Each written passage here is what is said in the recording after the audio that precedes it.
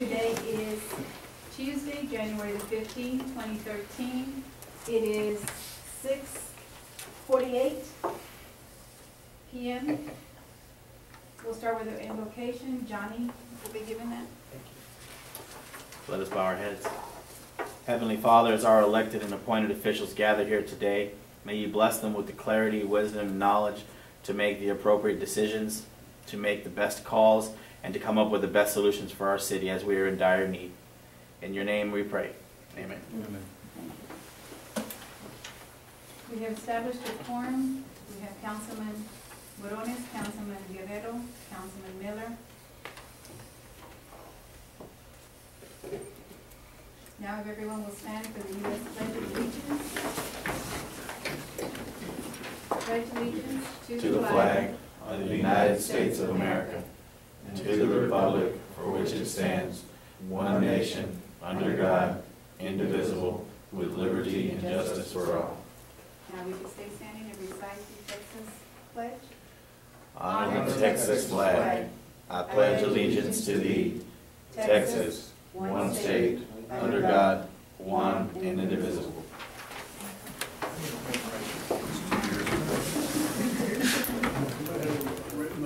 Last night it was a lot easier. We'll work on that. Okay, to start our workshop, I'm going to pass it over to Andy on master planning. Thank you, Mayor, Council, and staff in attendance. We started with the new council and put information up on the board of requests that they wanted us to find out, and put together master plan, strategic on streets, water, sewer, public safety, and revenue sources available, board appointments. They've taken care of that very well. Budget amendment of the $60,000 that we're looking for, plus or minus. Growth plans, pending litigation, city boundary maps, water rate study, permit fees, and requirements for fire and EMS. Since that point in time, we've had several meetings and we've made some progress. Would you help me, please? I've got this saved on our iPad for future reference. Go ahead and remove it.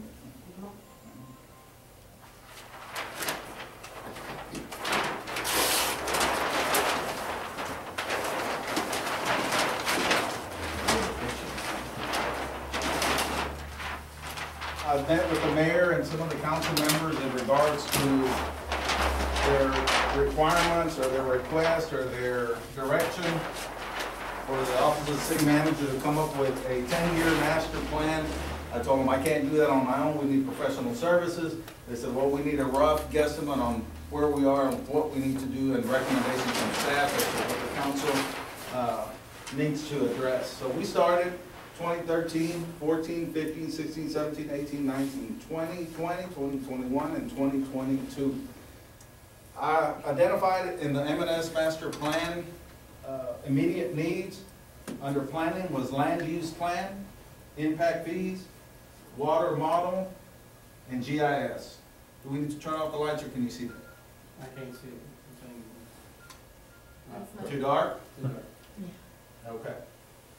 We're gonna, I can put it back up on the board and then, if not, we can discuss it and move forward. It's saved on the iPad in case, just the way it is, once we start making revisions.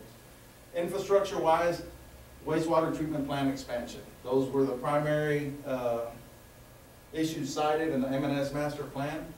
Revenue sources on the known side, we know we've got a water and sewer rate study that's being performed. Sale of the affluent water, which is a contract that we've got already signed and pending. Property taxes, sales taxes, permits and fees. Breaks it down to P&Z and administration, water, sewer, streets, parks, cemeteries, and public safety. Land use plan, we know it has already been taken to the P&Z, and they're going to bring their recommendations to the council at a cost estimate of $15,000. Spoke with our comptroller. Can we pay for that? Is it in the budget? Yes, we can move on that if the council wishes to. From that point in time, we've got in our budget, current budget, we had allocated $50,000 for a water model. one of the things that we found out since then is that we have steps to get to where we need to.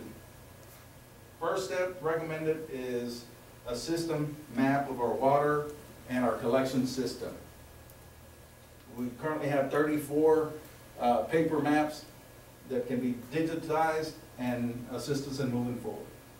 The next one, water distribution collection system model, water model, sewer model, or collection system model, $50,000 estimates. These are estimates, and you've got a copy in there from Larry Heimer, Beer and Partners, who has been the city engineer and has a master contract for some time now. We had a presentation last council meeting on the street maintenance plan, street maintenance tax. We know we're collecting $380,000 at this point in time.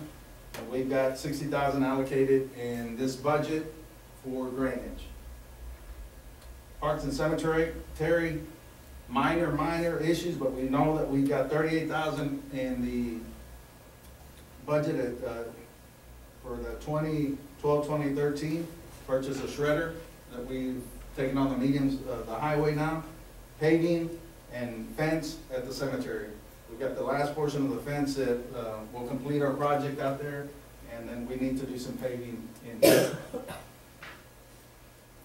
Other things that we need to consider after the system maps, water and sewer collection model, we need those two in order to start this impact fee process at a cost of about $30,000. Those two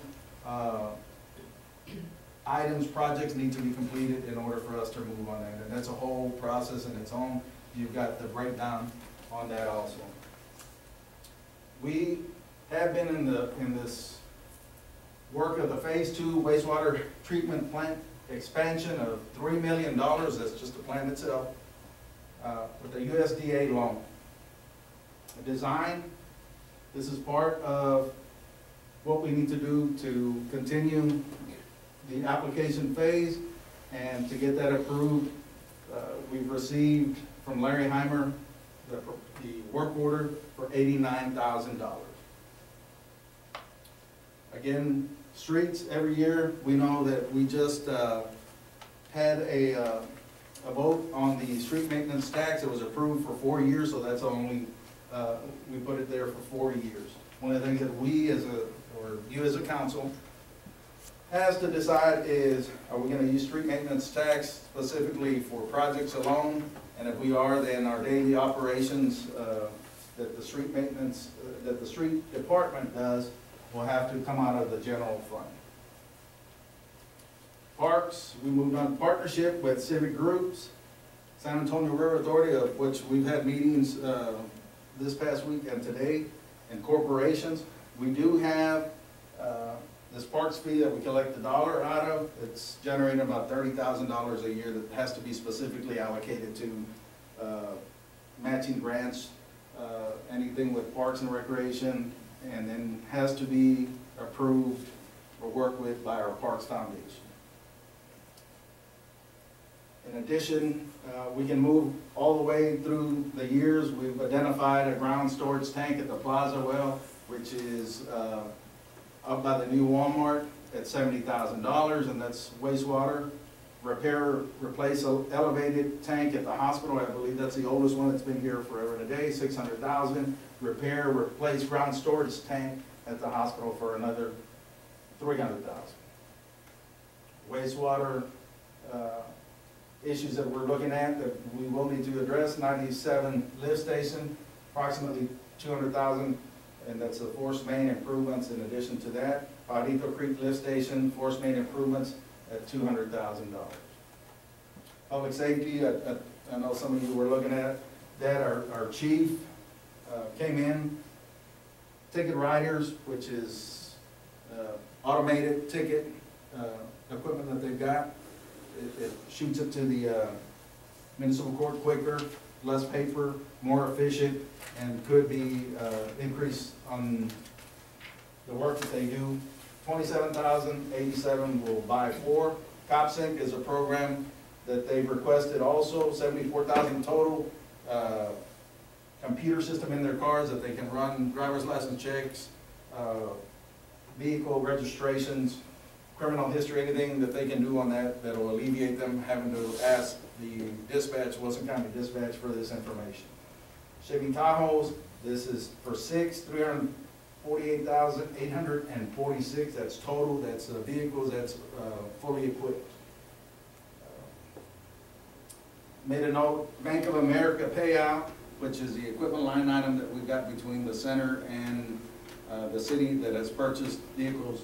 In the past, we will pay that off at 2015. It's a 5-year note, an option that you can look at, or would possibly be to borrow another $500,000 and purchase that equipment there. The ticket writers, the chief told me today that he has talked to the municipal judge, has talked to our comptroller to say, the municipal court has a technology fund. They received $3,000 from TxDOT on a grant, and they've got money in their seizure account that they would be willing to pay for that. If that was something that they could possibly get this year, so that's another option that we've got. Unknown. These are just some small points at this point in time, and then we can discuss. What we don't know at this point in time is the study's not complete on the water and sewer rate study.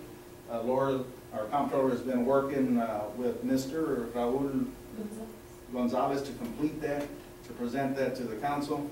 And then in addition, the affluent water, the contract has been signed. We've been working with the company, but we don't know how much revenue amount that's going to bring in.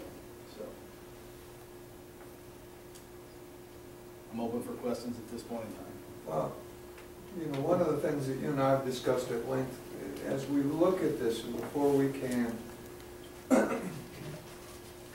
really engage anybody to help us in this process, we have to answer the question, what do we know and what do we not know? When we look at, and if you could take a different color marker, Andy, and help me with some of these, you've got various numbers up there. Some of them are income, some of them are actual expenses. If you could just underline what is an expense. Obviously the land use plan is an expense. The impact fees are an expense. Street maps are an expense. Most of that is an expense with the exception of the street maintenance tax, which is a revenue. So just kind of label them a little differently, or circle the revenues would probably be the easiest. Underline and circle. That's good. That's good. I think that covers the revenue piece of that. When we look at planning and zoning, a couple other things that I think we need to plug in there. We have, as part of this land use plan, an annexation plan. And as we look to an annexation plan, we're going to have expenses with that, infrastructure-wise and administratively. What those expenses are going to be in the out years, I don't know. I know Chris and Lou have been giving us some advice on the annexation piece of this because of the current statute, the time frames involved. But when that window opens, it's like a 3-year window. 3 years, yes. You know, so the soonest we would be really looking at implementing an annexation plan would be when? 2016 by now. Okay, so could you write annexation in there, please? Up here? Yes, in Right 2016. And that's unilateral annexations. Voluntary annexations can take place anytime prior to that. But Just annexes, that's good. A couple other questions we don't know when it relates to water, sewer, is in the M&S engineering study that they did. There's some significant population growth. Okay, to meet that population growth, what distribution requirements are we going to have in the way of new mains and that piece? And we don't know what those expansion expenses are, and we could see them as soon as 2014, 2015. I think the 2014 through 2017 put some big question marks as to the infrastructure of the water and sewer system. What are those costs going to be? All we can do is, What I'm saying is just put question marks up there, because those are unknowns. Yeah, go ahead and put Do you that. want me to put it over here on this? No, actually, just put a question mark under 2014 for water and sewer, 15, 16, and 17, because those are some infrastructure pieces that we're gonna have to consider in this master plan.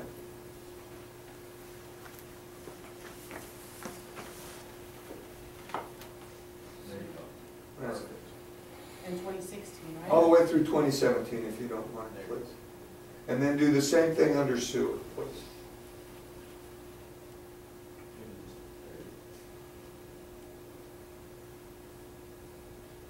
When we go to streets, one of the things, and you can add that in 2017 too, if you like. And from your presentation, Andy, at the last council meeting, our expenses on doing the needed repairs to the streets, i.e. resurfacing curbs, are significant. They are more than we are receiving in street maintenance tax. And that does not include the everyday maintenance, as you said, you know. So we have a delta there for those 4 years, 2013 through 2016.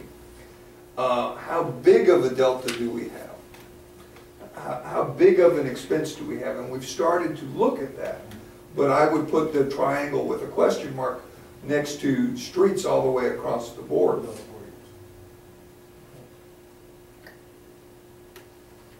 The triangle being the delta. That's good. Like that? Yeah, that's good. We have also, you know, you've got $60,000 for this year for drainage repair.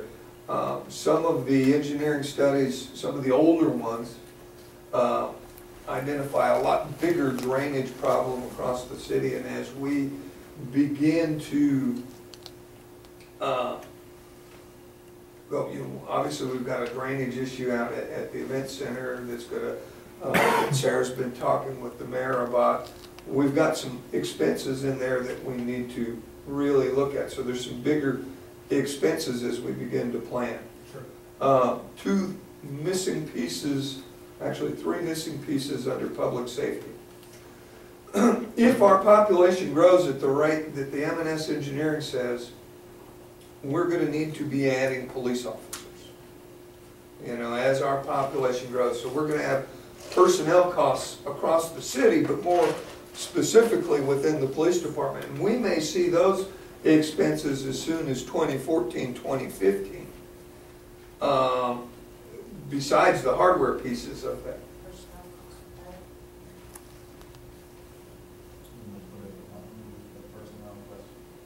Yeah, and this is going to apply across the board. The 2 other departments that are missing from there are the fire department, and we talked about this when we were doing our master plan discussion, was as we lead towards annexation, as we lead to a long-range growth plan, what are the requirements for cities to provide a dedicated fire department? And what are those costs going to be? We know we have an equipment deficit already when it talks to greater than 2-story buildings. So, you know, we've seen numbers of $750,000 to you know, $100,000 on used equipment for that kind of thing. And then those same questions apply to EMS. Although we've got great fire and EMS departments in Wilson County and specifically in Floresville, at what point are we as a city in the next 10 years going to have to provide a dedicated EMS service? The EMS service that exists currently covers more than just the city, and you know, could have crews as far away as Poth or Kosciuszko or that kind of way, and then would be dependent upon volunteers. So we have some big questions there. I bring all these questions up because, as we've discussed, We've got some big expenses coming up. The wastewater plant, yeah, we're pursuing a USDA loan. But then we're gonna have to turn around and hit another loan for vehicles, we're gonna have to hit another loan for a ground storage tank.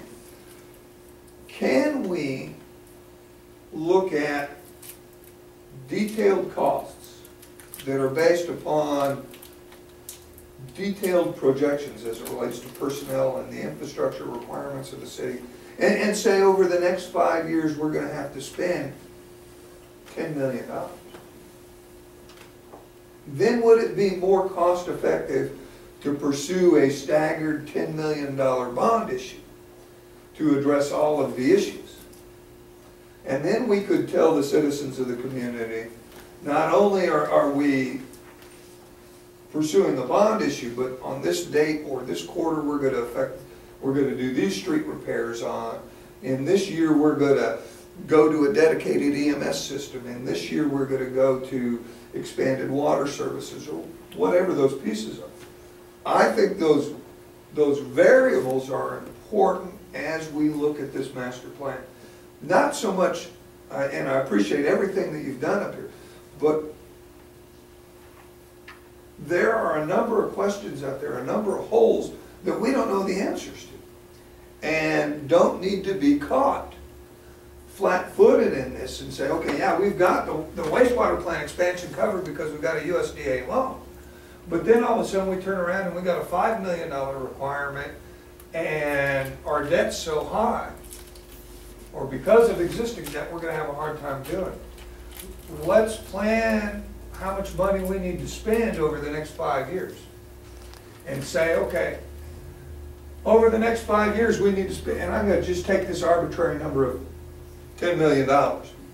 And I think Laura is quite capable of projecting what are, based upon population numbers and sales, how our ad valorem tax will increase over the next 4 or 5 years. How our sales tax will increase over the next 4 or 5 years, or decrease. How our street maintenance tax will be over the next 5 years. Granted, it's not going to be an exact number, but there can be some accurate projections. And if we got to spend $10 million over the next 5 years, what are our expenses going to be? Or what are our revenue?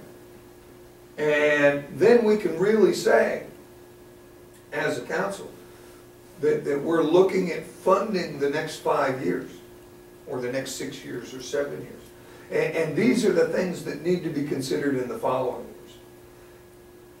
And this is what I see master planning as. And I know we talked about this as to who do we hire to do this. I think what we first have to do in projecting this is we've got a number of engineering studies, some that are 15 years old, but enough good pieces of that are accurate. A number of pieces of it are not. We know we have these basic requirements. What other requirements are we going to have because of the population? And start to plug those in. And really answer the question, what do we know and what do we not know? And then when we determine what we do not know, we can go to an engineering firm like M&S Engineering and say, help us answer these questions, so that we can look at the total costs. And while they're helping us answer the questions of the total costs, we engage our comptrollers and our financial experts to say, okay, start looking at some projections over the next 5 years, so that we make wise decisions about the debt we're going to entertain for the city, about the tax rates that we are going to propose for this city. That we look at this from a long-range perspective. You know, it's going to be a lot. Is this city going to have to raise taxes? I believe we are. When you look at this, you say, oh my God, how are we going to pay for all of this? But if we, as a city council, or we as a government, go to the citizens of this community and say, here's our plan. Here are the details of it. This is when your road's going to get paved. This is when you're going to get curbs. This is when the water system's gonna be upgraded. But in order to do that, we're gonna have to raise taxes this much money. And we're gonna have to entertain a bond issue of this much money. We're gonna be a lot, we're gonna have a greater likelihood of success than if we just sit there and say, our budget this year is this. We've got these projects down the road, we don't know how we're gonna fund them, but we wanna raise your taxes. That's where I think this master planning piece ultimately needs to end up. There are a lot of questions up there, you know, the other big piece up here, Andy, under parks, is our event center. Okay, our event center brings, it is a huge piece. Will it ever be a profitable facility? I don't believe so. Will it be a drain on the general fund of the city? Yes. Can we impact that? Hopefully we've made the right decisions with the 4A and have started down that road. But in 2016, if we have to refinance that debt, what's the cost? And those expenses need to be plugged out in this same 10-year plan, because we have to consider it. What are your personnel requirements going to be when this city increases in population to accomplish these things? Are we going to have more people in admin? Are we going to have a bigger public utilities department? Are we going to have a stronger permits and code enforcement department? And we need to be looking at those numbers so that we can effectively plan what tax rate we need to do and what debt we need to go. And I don't even know that a bond issue is the right idea, because what we don't know today is how much is all this stuff going to cost? Because we don't know exactly what do we have to do. Okay? And there are a lot of questions. And to this council, I would suggest that in the same manner we have taken with the audit committee and with the ordinance committee, that so this can move forward, and unfortunately this is going to be a slow process. Okay, there are a lot of questions, that we go to a committee format of this master planning group and take a council member or two, some city staff, as well as some citizens from our community, to start looking at this and start developing, filling in the holes and identifying the questions, and then come back to the council and say, this is what we're finding out. And let that committee work this issue and determine, you know, there are questions that we don't have the ability to answer, that we need other professional services, i.e. those of M&S Engineering or another professional firm, and then come back to the council with those cost estimates and recommendations. Do we go to one contractor or do we go to 5 to do that? And by doing it at the committee level, I think we can move faster and a little bit more effectively than we could as a council. One of the only things that I'll add to that is that we know if we want to find out what the infrastructure is going to cost or where we need that infrastructure, these studies have to be done. You know, the land use plan is something that's going to come up, but the system map, this water and collection system model, those have to be done by a professional firm in order for us to know what infrastructure is needed, so we can assess the impact piece for the new development that's coming in. I agree with you, Andy. I agree that the system maps, obviously the water models and the sewer models are critical to moving on.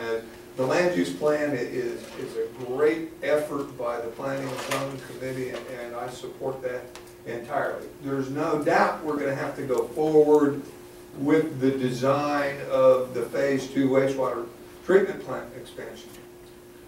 My bigger concern, okay, in this, obviously we're going to have to do that. We're going to have to find some ways of funding that in the immediate future. Those are immediate requirements upon this council. My bigger concern, again, are the out years. You know, and that we have as accurate of information as we can project for the requirements and the needs of the city.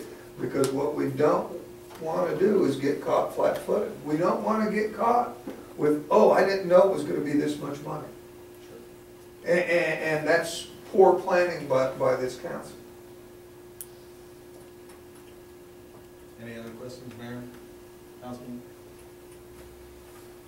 Council, what are your thoughts on a committee to really focus on this like we did with the audit committee and the ordinance committee?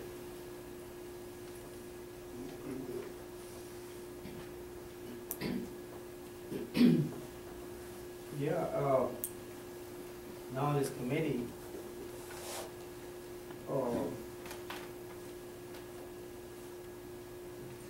what authority as far as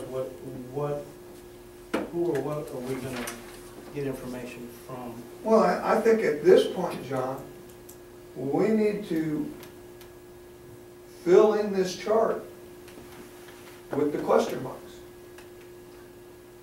Some of these question marks Andy can address, i.e. what are our personnel requirements going to be based upon M&S's engineering's projected population growth? And they have the population numbers by year. Can the police department answer the question? What are our equipment needs going to be? What are our personnel requirements going to be? Yes. To fill in as much of that that we can. To ask the questions, to fill in the things. Obviously, the street maintenance tax numbers and the revenue numbers is something Laura and her staff are capable of doing. Making those projections. Okay? But there are questions that we cannot answer. And that's what this committee is going to be really identifying. To say, okay, well, if our city grows by 1,700 people in the next 2 years, what additional water lines do you think we would have to put in? I'm sure from an engineer's perspective, there are formulas and calculations that can help us address what those requirements would be. But we're not capable of answering it. Very much like the Planning and Zoning Committee came to the council to say, hey, we went back and we looked at how things were zoned and the zoning maps and the zoning ordinances, and we got some problems. These are some holes we can't fill, that we're not qualified to fill. We think we should hire a firm to help us do that. That's what this committee would be doing, would be looking at the questions, saying what can we answer, would be working with Andy and Laura and Rudy and Cindy to say, okay, how much of this can we answer? Can we answer it today or tomorrow or next month? And start to fill in the answers. And those things that we can answer, then truly identify it. Because to hire an engineering firm today, I believe would be non-productive, because we don't know exactly what we're going to be asking. Because we don't know what we don't know. That's what this committee would really be working on. And how many will be in that committee? And do you have any recommendations? I mean, you're the one that would have to work with them. I mean, obviously. And then how do we pick them? Are we gonna have applications and go through them, or we're just gonna randomly pick? Well, I think the bulk of this committee is going to be city staff. Mr. Miller, may I say something, sir? Sure.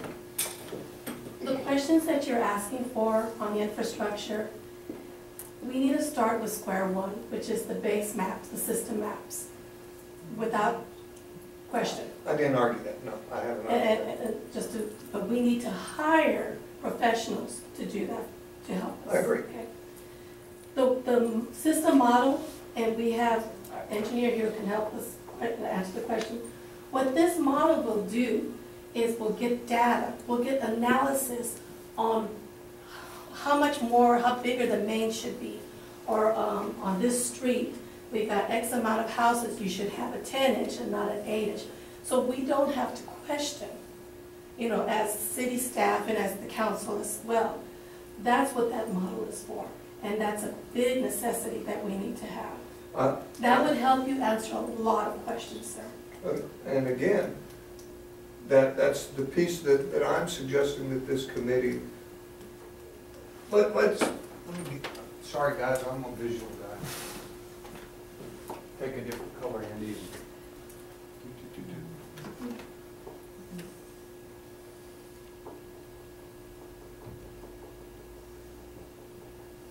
Everything to the left of that blue line, those decisions are decisions that this council has to make. Okay? There's no argument about that. Will these things, the land use plan, the systems maps, the water distribution, the collection model, okay, affect all of this? Absolutely. Okay, will it help us answer the questions? Yes. I'm not arguing that. Okay? What I'm suggesting with a committee, of however big it needs to be or however small it needs to be, it certainly needs a member of the city council. It needs a city manager. It needs our comptroller. It needs our planning and zoning department. It needs somebody from public works. Maybe 1 or 2 citizens, so that we are involving the community. Don't care who those citizens are, okay? But let's let this committee work just like the audit committee, just like the planning and zoning committee, not to make decisions, but to get into the weeds of this, so we as a council don't have to get into the weeds, and they can come to us and give us the presentation, just the way an ordinance committee would, and just the way the audit committee is doing. There are so many parts to this city and to the management of the city. As we see from the city manager's job and his organizational structure, he's got various departments. We as a council would do that.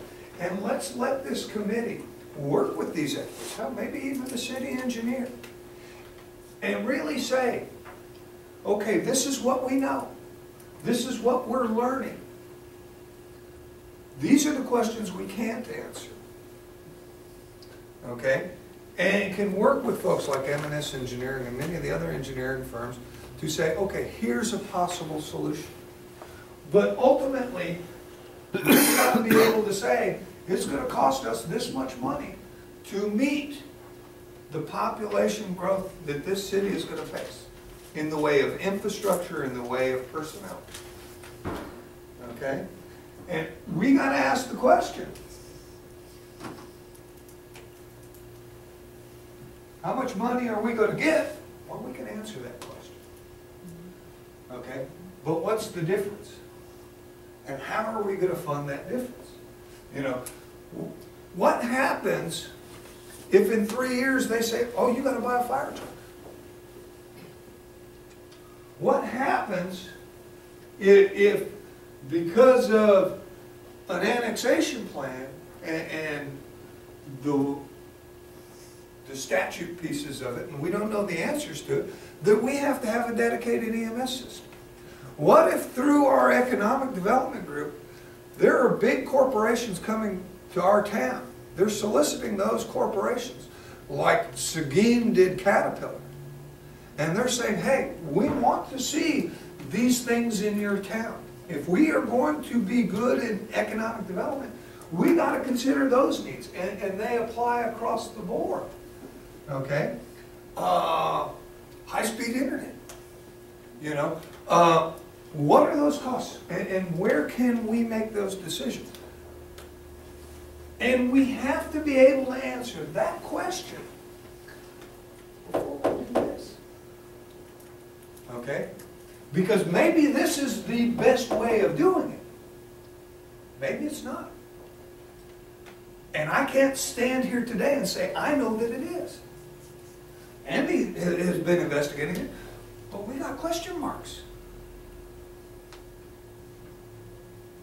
You know, and do we as a council, as a mayor and a city council, want to sit down once a week with the city manager and all of these people to start asking these questions? Or do we want to give that city manager a tool, and that tool being a committee of people to help him answer those questions, so that maybe in a month, maybe in 6 months, this committee could come back to the city council and say, here's what we've done the research, we've gone through the stuff, we've met with the staff, we've talked to the experts, here are the questions we can't answer. Here's how we get the answers to those questions. And let the council make the decision. I'm not suggesting that we give that authority to the committee or take it away from the council, but rather give the city manager a tool, give the city council a tool in the same way we use the finance, the audit committee and the ordinance committee and the planning and zoning committee and the 4A board and the 4B board to research that, ask the questions, determine what do we really need to know to be able to plan appropriately for the financial future of the city. Either way, I'm okay with it. I think they're questions we got to answer. But do we want to do it collectively as a council? Or do we want to give the city manager maybe a little bit more flexibility with this? You know, by taking a committee that is primarily of city staff with some guidance from the city council and maybe some input from the citizens, we can come up with a good plan. That's what I would propose.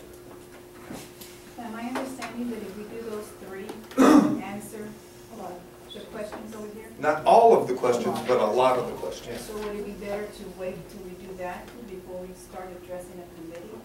Since the bulk of it is going to be taken care of? But the water maps are going to address water and sewer, but they're not going to address public safety. They're not going to address streets. They're not going to address the issues with planning and zoning. They're not going to address the financial part of it. Those things a committee can start to do. And they can say, okay, yeah, hey, the land use plan's going to address part of that. We'll see that in 9 months. Hey, the systems maps will address these questions that we have. We'll see those in X number of months. But hey, what do we need to worry about in the way of street expansion? What do we need to be worrying about in the way of the event center? What do we need to be worrying about in the way of public safety? What do we need to be worried about in the way of personnel? So that we can start to identify some of those requirements that we can do. And more importantly, identify those things that we can't answer, that we would have to go outside to get support, to get the answers to those questions. You know, some of them are legal issues. You know, we sat in here and asked Lou, you know, hey, would ordinances drive a requirement for fire departments? Yes. Would some of the planning and zoning pieces make us have requirements for fire and EMS? Potentially, yes. Okay, so could we as city staff answer that, or would we be going back to our legal counsel saying, hey, we need some answers to these questions? Or would we be going to the engineering firm to say, hey, could you answer some of those questions? This committee would really be identifying those things that we can't answer. That, yeah, we know we're going to get some of the answers, but we need all of the answers to move forward. You know, we as a city council, and I've said this over and over again, cannot make decisions in the blind. And if we sit here this year and approve next year's budget without knowing the answers to what some of these things are, I would say we would be negligent to the citizens that elected us. You know, at the very least, particularly since we know their questions and we don't know the answers.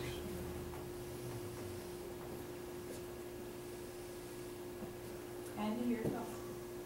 My thoughts are that staff has gathered this information, and I'm going to make a recommendation or a request from the council on restructuring of the organization, city organization, to be able to accommodate whatever the council wants to.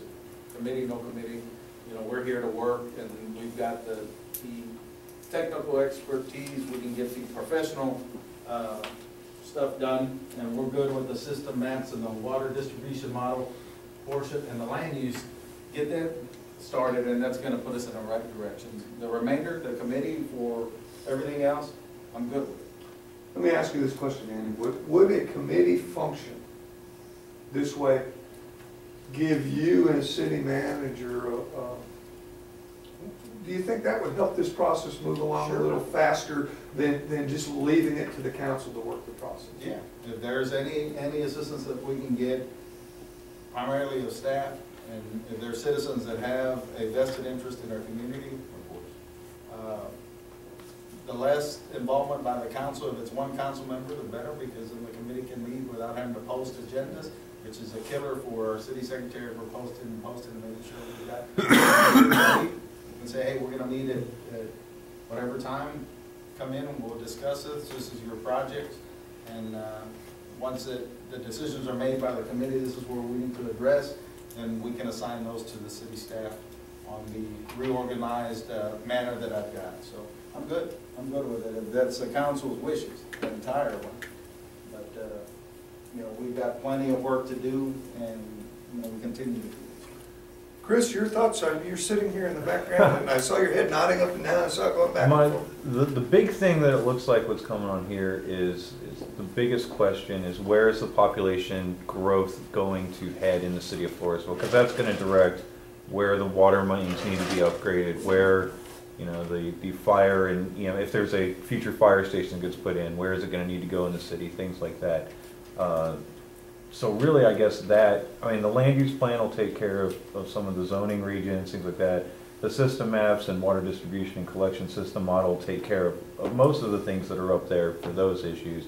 But as far as future growth, I don't know if the gentleman from M&S over there has any thoughts on that, but it seems like that's going to be a lot of the questions that are still out there will be answered by where the future population growth is headed in the city. The roads, the emergency services, when we get to annexation, you know, the legal requirement is that the annexed areas have to be provided the same level of city services as areas currently inside of the city of a similar nature. So the annexed area that's, you know, kind of rural now, and suddenly you have to provide sewer, water, fire, EMS, police protection, that's going to affect the costs of those expansions down the road.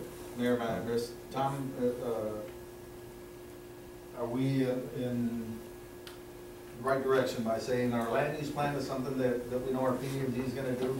Getting the system maps first, the water distribution, that information is gonna lead to the impact fees, which is something that we need to do to get our revenue source for the growth that was projected in your report. One of the most important documents in the overall impact fee process is something called land use assumptions, which takes your current land use map or your zoning map and says, what's going to happen over the next 10 years? Where is this population going to be? Where is the growth going to be? And then that is used as the basis for your 10-year CIP. I'm not sure what exactly you're doing with your land use plan right now. Are you just simply modernizing your zoning maps? Is that Yes. pretty much what you're doing? Okay. The next step would be to take that map and say, and answer the question, where's the growth going to be over the next 10 years? So you're doing step one, there's another step in there. And then once that's done, you can do your CIP. You can look at each one of your different infrastructure categories and answer the question, you know, where do we need mains? Where do we need water storage tanks? How much wastewater treatment capacity do we need? Do we need more streets? You can ask all those questions once you know how your land use is going to develop over the next 10 years. And then you can put your impact fee structure in place, because you'll know the cost of growth is going to be. You'll know what your current infrastructure capital improvements will be. I mean, there's money that has to be spent just to keep your existing system operating, updating, meeting codes, things like so. That's a completely separate cost from what it costs to develop new.